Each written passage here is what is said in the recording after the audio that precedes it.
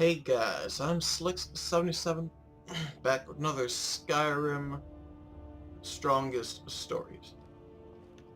It's been a while since I did any Skyrim videos, so I apologize for that.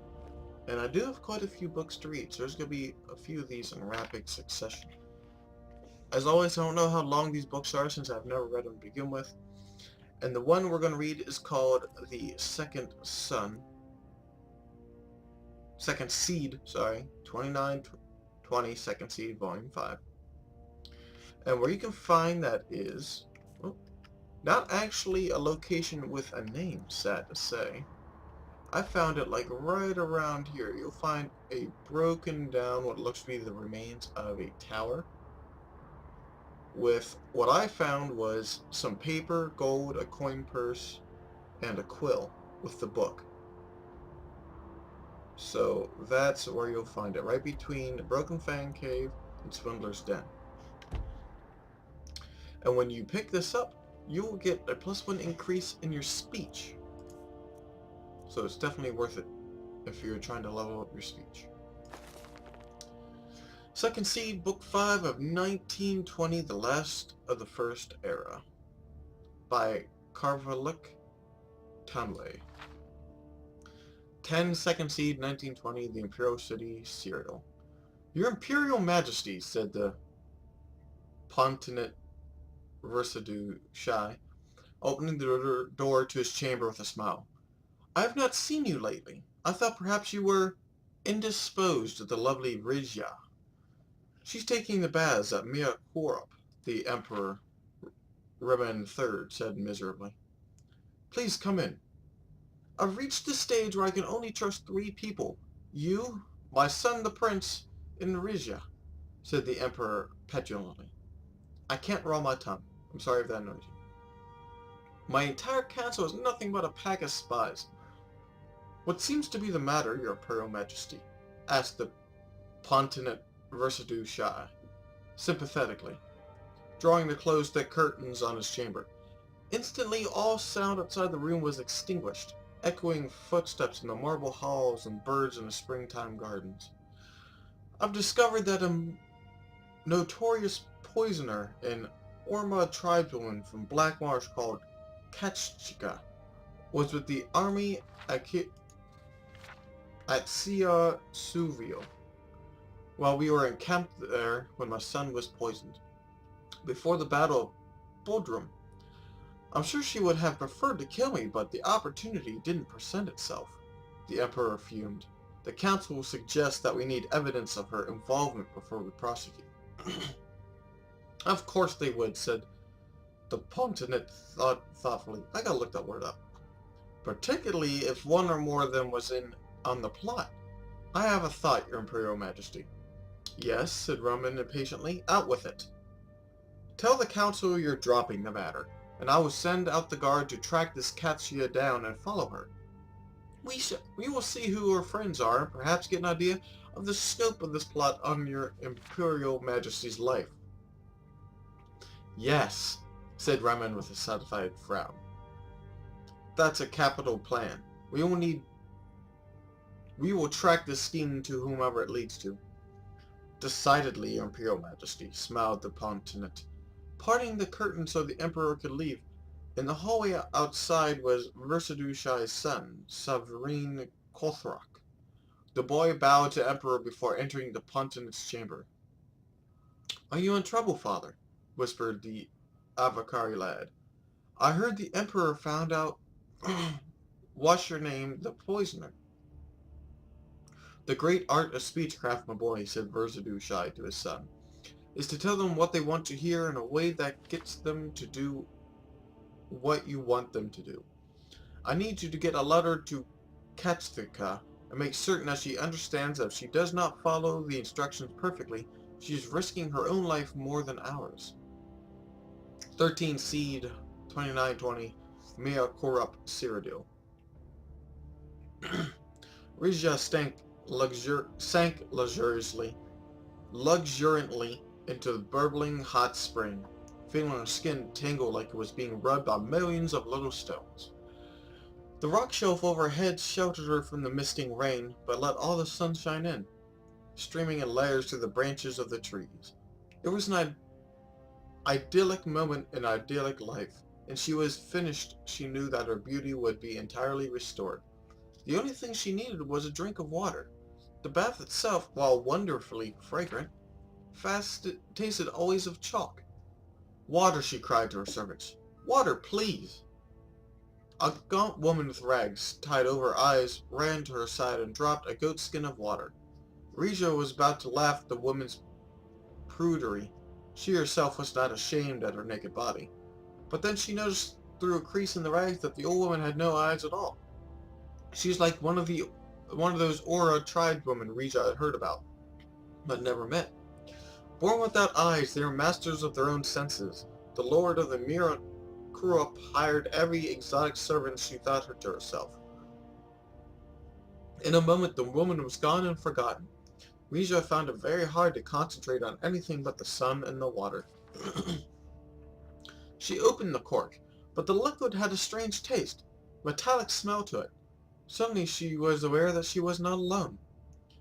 Lady Rija, said the captain of the Imperial Guard, you are, I see, acquainted with the Ketchtika. I've never heard of her. Oh shit, stammered Rija before becoming indignant. What are you doing here? This body's not for your leering eyes. Never heard of her. When we saw her with you not a minute ago, said the captain, picking up the goat skin and smelling it. Brought you nervous ichor, did she? To poison the Emperor with? Captain, said one of the guards, running up to him quickly. We cannot find the Argonian. It is as she had disappeared into the woods. Yes, they're good at that, said the captain. No matter, though. We've got her contact at court. That should please His Imperial Majesty. Seize her. Really? As the guards pulled the writhing snake woman from the pool, she screamed, I'm innocent! I don't know what this is all about, but I've done nothing! The Emperor will have your heads for this! Yes, I imagine he will, smiled the captain. If he trusts you.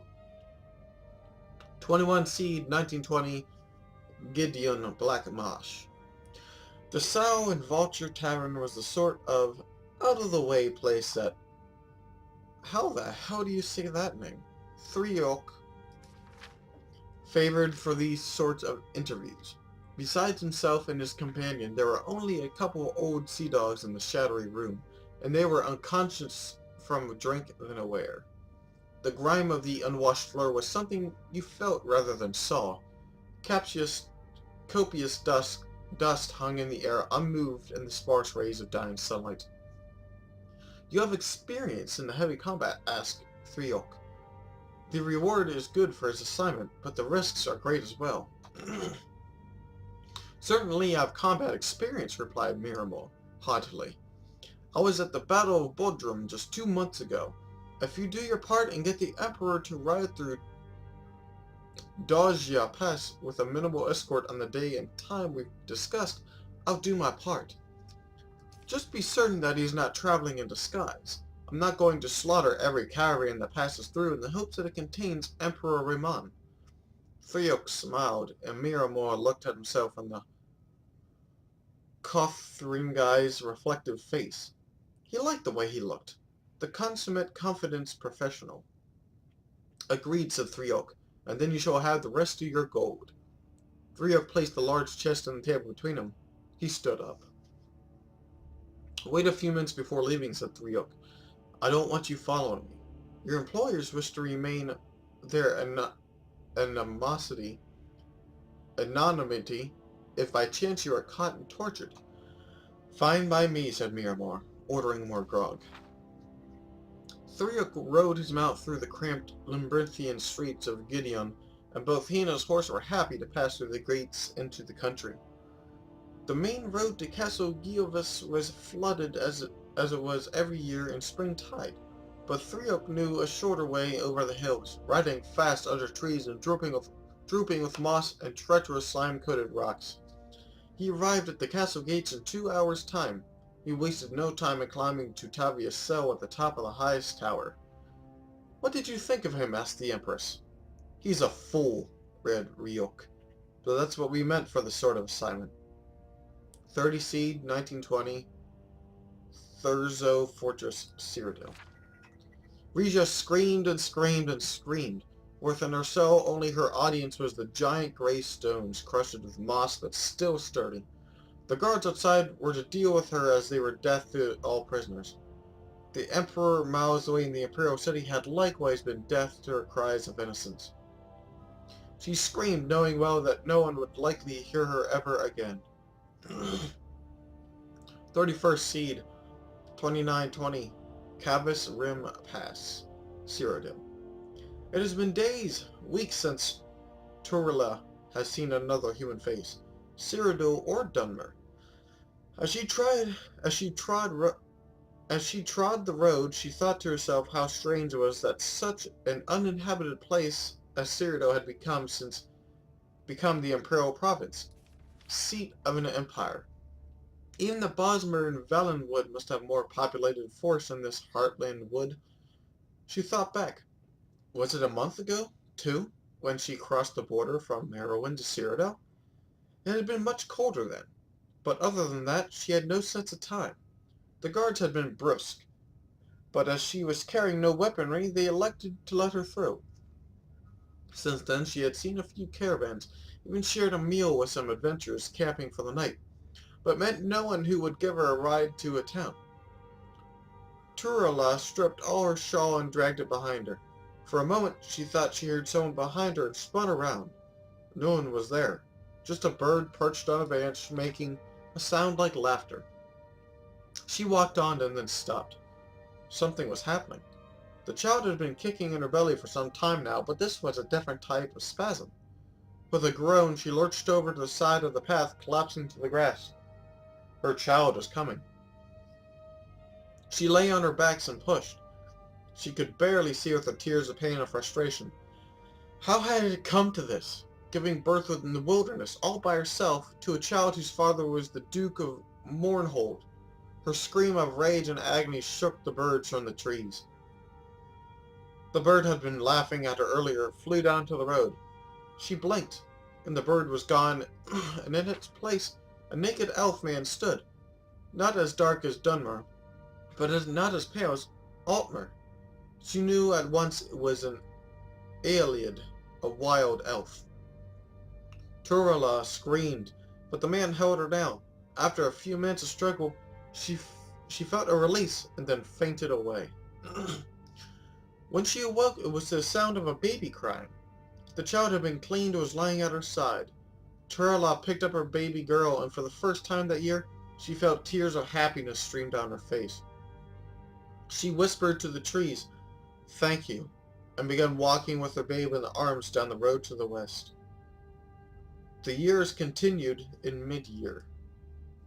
Okay, so we got quite a lot of storyline left unread and unknown. But I hope you enjoyed this book and Skyrim's strongest stories, and I hope you join me next time for the next book.